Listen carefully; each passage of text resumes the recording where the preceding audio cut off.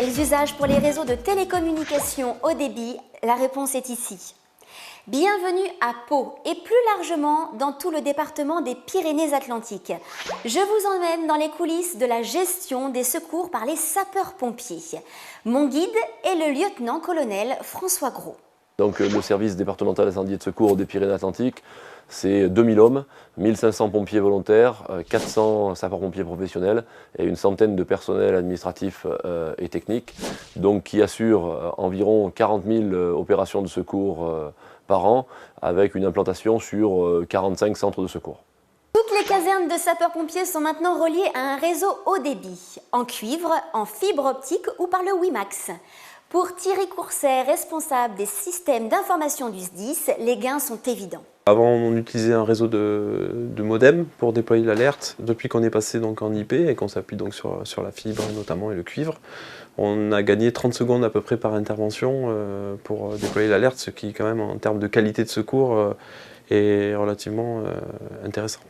Le réseau mis en place avec Iris64, chargé du déploiement du haut débit dans les Pyrénées-Atlantiques, sert bien sûr aux communications téléphoniques, mais aussi à la transmission de données, à la messagerie, à l'intranet, et ce n'est pas tout. On fait de la visioconférence, par exemple aujourd'hui entre Pau et Anglet, on fait de la visio sur notre réseau, ce qui évite les déplacements. Donc, on a inscrit une démarche développement durable au SDIS. Donc la fibre fait partie de ce programme. Les sapeurs-pompiers ont besoin d'un réseau sécurisé. C'est simple à comprendre. Lorsque tout le monde est en panne de réseau, les sapeurs-pompiers doivent rester opérationnels. Ce fut le cas lors de la tempête Klaus.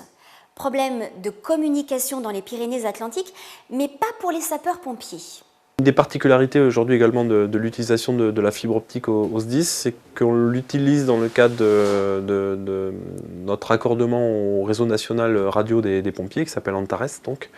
Et donc on utilise en fait ce support pour faire transiter toutes les communications opérationnelles des pompiers aujourd'hui jusqu'au point de traitement de ces appels, qui est la préfecture. Et les sapeurs-pompiers imaginent déjà de nouveaux services avec la fibre. Il y a également un grand intérêt pour tout ce qui est formation à distance, notamment tout ce qui est technologie d'e-learning. Donc on a des projets aujourd'hui pour amener effectivement de la formation au plus près du terrain. Un dernier mot, mon colonel ?